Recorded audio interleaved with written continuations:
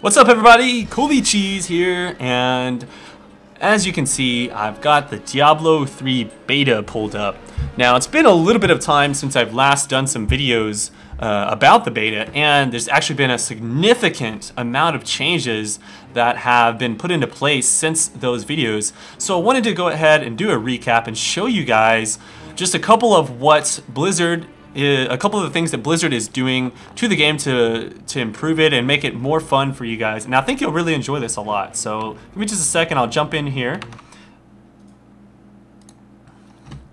And I'll show you what's going on. So I've got a couple of classes that I've already been playing for a little bit in the beta. I played a wizard to level 12, I got a barbarian and a witch doctor, so I'll show you those classes for now. I'm gonna go ahead and start with my wizard so you can take a look and see what's going on. So I'm just gonna go ahead and explain the game from kind of like a ground up perspective so that you'll be able to see everything that's going on. So let me just start up a quest here. So when you're in the load screen like this, you can choose all your characters, you can look at your stats and everything, you can check out all your friends that are online. Obviously I don't have any friends that I know of that have the Diablo 3 beta at this moment in time. So I can set my quest from here, and since I've already beat basically the beta, I'm gonna create a new quest and just go to the Reign of the Black King, and that's the main quest that you would go to kill the Black King, you know, the Skeleton King over and over again. Now, you have this thing called game privacy. If I click this, I can make it so that only my friends can join the game, or I can make it invite only, which is basically where if I only wanted to play single player, or I only want to invite like one friend, I don't want anyone else to be able to join unless I tell them to, or I can make it a public game. So I'm gonna go ahead and make it a public game. What that means is that anyone could just join up my game as they please. So I'm gonna hit done, and we're just gonna start up into the game. So Diablo 3, I think, really captures the feel of what Diablo 2 was, that whole killing monsters en masse and lots of carnage and destruction and great spell effects, but they've also improved on the systems quite significantly. So it's a whole lot of good stuff, like good fun. Okay, so in Diablo 3, you actually have a somewhat different skill system to play around with from Diablo 2. In Diablo 2, you had a bunch of different spells, and as you leveled up, you would go through a skill tree and level up which abilities you wanted to level up, and that's how you would do it. In Diablo 3, you actually have access to all of the abilities, and all of the abilities level up with you as you level up. And now, you can't use them all at one time. The way it works is you have 6 different abilities that you can use at a time, which are unlocked as you level up. You've got a primary and a secondary spell that you can put on your mouse button, and then you've got 4 action bar abilities that you can place as well. And so the way the spells work for all classes is, rather than saying, okay, I've got a fireball spell that's going to do 20 damage when I'm level 3, and then it's going to do 30 damage at level 4. That's all thrown out the window. The way Diablo 3 scales is all of your abilities do damage based on your total attack damage. So I'm going to pull up my my character screen here, and you can see my inventory and all of the items that I currently have equipped, and then you'll see my DPS right here. This is the amount of damage per second I can deal based on my weapons and my attributes. Like my ring here says plus 2 to 4 damage, then my book here it says plus 2 to 4 damage. So I've got these different modifiers here and there that add to my damage. And so certain abilities like Arcane Orb, for example, will do 250% of my damage. So that's how I know how much damage I'm going to be able to do on an Arcane Orb. And let me just run in. Okay, let me actually start a quest here. So I'm going to go talk to Deckard Cain here. How do I reach the Skeleton King? At last. With it, you can unlock the... Okay, so basically I'm going to click through this, but I just want to show you, everything is voiced over in this, and it's really nice. You can click on people, it's got great voiceover, sound effects, and all kinds of lore and stuff you can listen to. Essentially, I have the the crown of King Leoric, and I have to go place it on his head to destroy him. And so let me run out here and start opening up that door, and I'll keep explaining stuff to you. Okay. So as I level up, I can place these abilities on different bars. So let me bring up my skill window, and this is just completely redesigned for this particular patch right here. So when I bring this up, you can see all my different skills. There's my primary, secondary, And then there's different categories of skills. You got defensive skills, arcane, conjuration, and mastery. Now in the beta, I don't actually get to unlock any conjuration or mastery skills, but I can show you what those are. And then you've got 3 passive skills that you can unlock as well. And so if I click on my primary skill, Electrocute here, I can choose between Magic Missile, Shock Pulse, Spectral Blade, and Electrocute. And these are the 4 abilities I can place on there right now. Right now I've been using Electrocute. That's probably my favorite ability right now. Unfortunately, I don't have any runes for that. So let me show you the way the runes work. Let me go ahead and click on Magic Missile, for example. This is the first ability that you start with. And just by itself, it casts a bolt of arcane energy towards a target. Now, you can change that ability with various different runes in the game. So if I want to add, for example, the one I do have unlocked is Charged Blast, which casts a bolt of arcane energy towards a target, and then it actually increases the damage of Magic Missile. So I'll rune that and it'll increase the damage. Now, in one more level, I can get a rune that allows the Magic Missile to split, which will fire multiple missiles with each attack. So I'm just gonna accept that for now. Now let's click on my Arcane Orb and you can see all the secondary spells I have. Arcane Orb, Ray of Frost, Arcane Torrent, all really cool spells. Now Arcane Orb, it casts out a really cool little orb thing, and Arcane Nova is the rune that I have placed inside of it. And this increases the size and the damage of Arcane Orb, which is pretty neat. So I'll show you that here in a second. Actually, I'm going to show you Arcane Torrent because this is a brand new ability that if you've been watching any other gameplay videos of Diablo 3, you haven't seen yet. So I'm going to go ahead and use Arcane Torrent. For my defensive, I've got Frost Nova, which encases everyone in frost, and a Shatter Rune, which will, if I kill someone while they're frozen, it'll do another Frost Nova to everything around them. And then for my Arcane, we'll just stick with Wave of Force because that's really the only spell that I have unlocked, and that just kind of knocks back enemy projectiles. On passive skills, I've got a couple of things unlocked. The one I've been using is Temporal Flux, which slows down anyone that's hit by arcane damage. So we'll just stick with that for now. And let me jump out and start doing some fighting, and you kind of take a look at how the game is set up. So I jump out here, and right now the normal mode, and I get a little bit of lag when I first start playing the game, but it all goes away after a little bit. I think there's just a little bit of loading that has to be done. Now, keep in mind, I'm in normal mode, and you actually beat Skeleton King around level 8 or 9 without, you know, the best items. And I'm level 12 with like the best stuff, basically, you can get as of now in the beta. So I've got 50 DPS. Most people will have like maybe 20 DPS when they beat the beta. So I do like so much damage. You see, I like kill everything in one hit. Plus my charge bolt does tons of damage. So so obviously it's not going to be a real challenge for me. And even then, it's not much of a challenge because normal mode is supposed to be very casual, is what the developers have said. And the game doesn't really start until Nightmare mode, where all the monsters start getting really difficult. Let me show you this Arcane Torrent now. I'm going to use my secondary spell, and I hold this down, and it kind of casts out all these little missiles everywhere, which is really fun to check out. Now you'll notice I just ran out of arcane power right there, and it told me I could no longer cast spells. The way the wizard spells work, actually each class has their own resource system. For the wizard, you have arcane power, which is usually around 100 arcane power, and it's depleted very quickly based on the spells you're using. But you have all of your primary abilities do not cost any arcane power, so I can cast them as much as I want. And then whenever I run out, or whenever I have arcane power full, I'll use these really powerful secondary abilities, or like this stuff here, anytime that I want. So this is the Arcane Torrent I've shown you. Let me go ahead and switch back to the Arcane Orb, and you can check that out real fast too. So it takes about 15 seconds. You'll notice I can't cast that Arcane Orb right away when I switch abilities. And this is to keep people from being able to actually use all of their abilities very quickly and have like a bot that quick switches your spells. So this makes a lot of sense actually. So you usually stick with the spells that you want to use, and then it's going to be you know, a little bit of time if you want to switch those abilities. And generally what you do is you pick the spells that are best suited for going and killing monsters en masse, and then if you're about to fight a boss or a really hard monster, you would switch your abilities that are more suited to fighting monsters one-on-one. So for the most part, I use Electrocute and Arcane Orb for fighting big, large amounts of monsters here. So let me switch Electrocute. Now let me show you the Arcane Orb.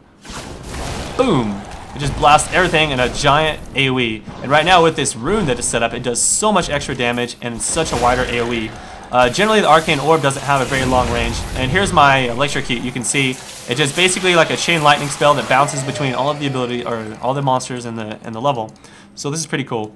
Of course, I do get a little bit of lag right now just because I'm streaming and I've got a lot of other stuff running in the background. Normally, it doesn't lag at all for me. The game actually runs really smooth. I've got it running on max resolution with, you know, max graphics set up and everything else. So, so that's just kind of part of it. Plus, this is still a beta, and then, you know, they're working on some stuff. Now, normally, I'll turn on my spell numbers. Let me change that. I actually like to see this. So, gameplay. Display damage numbers. This is more fun for me. I like to see what damage I'm doing. So now I get to see. Yeah, see, this is more fun to me. I like to see the big numbers pop up in front of the enemies. So that's something you can actually activate. You can turn on subtitles and health bars and all that stuff if you would like. So I've just actually personally I just activated all that stuff. So let's take a look. All right, now I'm going to go down into Cathedral level 3 here. And we'll see what kind of monsters I see here. Now, at this point, I'll actually be able to find a follower. So look at that. Bam, bam, bam. Big damage. My Arcane Orb you saw do like 69 damage, whereas my Electrocute does like 17, 14, you know, something like that, because it's not runed. I don't have any extra damage on it or anything. But anyways, that's all. Let me show you another character so you can kind of see some of the abilities and the runes on them before I'm done with this video. Cool thing about the game is if somebody decides to join into your game, you don't have to do like a town portal spell for them. They can actually join into your location instantly by clicking on a flag that'll show up in town, and I'll show you where that comes into place in just a second. So I'm going to jump onto my Witch Doctor real quick, and this is another caster that relies on intelligence stat, and I'll explain stats here in just a sec too. Now that I think about it, let me go ahead and start a new quest, Reign of the Black King. In fact, actually, let me see if there's any other games out there. Okay, so I'll join someone else's public game so you can see what I'm talking about. So let's see if I can find one first off. And while that's looking, I'll okay, there we go. I already found it. Good. Okay, here we go. So we've got a couple of people in this game, and you see these flags right here in town. If I prefer, I can actually click on one of these flags, and it'll take me to the exact location of where one of my allies are. Now, everybody's in town right now because we all just joined into this game. But I'll show you in just a second. I'm gonna leave, and then I'll click on one of the flags, and basically it'll teleport me to their location. So so the abilities that I'm using right now on the Witch Doctor are Poison Dart, and if any of you guys have seen the Witch Doctor previously, the Poison Dart would just shoot one dart, but I've got it runed for Splinters, which allows it to shoot multiple darts at the same target. So check this out. Boom. Now it's like a machine gun. And I've also got Grasp of the Dead, which normally would grope people with these little arms that jump out of the ground, but now I've got it runed up to shoot out these little eels, and these eels do much more damage than normal. And so zombie dogs, I don't have anything for that just yet, but when I hit level 11, zombie dogs will absorb the damage that I take, and instead, so I actually don't take any damage, the zombie dogs will. And this guy is more of your summoner class. He brings up dead stuff and does all this really cool, funny things. So let me go ahead and jump down into the passive here and start on the quest for just a second. And I really like this spell right here. It does so much damage. Previously, in the last beta, this Grasp of the Dead spell was really terrible in my opinion. It didn't do much damage at all. But now it like slows everything down in a big AoE and does tons of damage. And it's just really useful overall. Also, I really like the Diablo 3 beta. They've added some cool stuff. So like you can get achievements for killing monsters and mass. Like if you kill a bunch of monsters, see Massacre, 11 monsters killed. Normally, if it was my first time, I would get like a big, massive bonus in XP. There's a lot of really cool stuff you can do, and so it really works out. So let me put down my AOE, and I'll let my zombie dogs kind of tank that. But look at all that damage I'm doing in a big AOE. Everything's slowed down.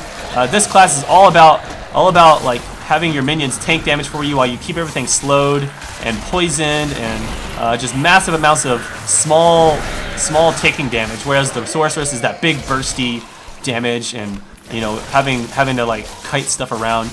This one's more about just staying in the back and letting your monsters. Now, this is the only class that uses the actual mana system, where you want to have like a big mana pool built up to cast those spells constantly. And so it's a little bit different. Some of your abilities won't cost as much to cast, but in any case, that's just kind of how it's built. And I accidentally clicked on the wrong spot there. I wanted to cast that inside there, but I did not. And you notice this guy right here, he's actually a demon hunter. So he's got all these abilities. He's got like this little machine gun looking spell. A bunch of really cool stuff you can see. So that's a really fun class as well. The other class like the barbarian and the monk, those are your melees. And they do some pretty cool stuff as well. A lot of different variety in this game. So depending on what kind of playstyle you have, this has it all for you. And I'm really excited for Diablo 3. It's going to be a lot of fun when it comes out. So now that I've kind of just shown you a little bit of just the combat and how the runes work and everything, let me go ahead and show you guys the... so I'm going to teleport back out of town. I'm going to show you the way the crafting works and stuff. And before I do that, let me go ahead and explain the different stats system that they have in place. So vitality, or different items will give you different stats. So like this one gives me vitality, this one vitality, some of these will give intelligence, like this one, mana. I don't think I have anything with intelligence on it. I think, yeah, I had the pants, but I took it off and gave it to one of my other characters. Anyway, so intelligence is the primary stat for the Witch Doctor, and it'll actually tell you right there. So it's very simple. So with my 34 intelligence, it increases all of my damage by 34% and my resistances. Vitality is your health stat, and that's going to give you more HP, of course. Dexterity, that's for your demon hunters, and it'll give you dodge chance and things like that. And then strength is for your barbarians, giving the barbarians more damage, and armor as well. This will increase your armor if you have strength stat. So let me show you the crafting. The crafting is actually really cool. You will talk to an artisan here, and basically you'll hold on to all your blue items and come up to this little salvage bench here, and you'll use the salvage, and you'll just click on the blue items, and boom, it turns it into these little subtle essences which can be used to craft items. In order to train your blacksmith, and I've already leveled mine up to the max level you can get in a beta without having these pages of blacksmithing, which are not currently available in the beta. But at the early levels, you just use gold to train your blacksmith and give him new recipes.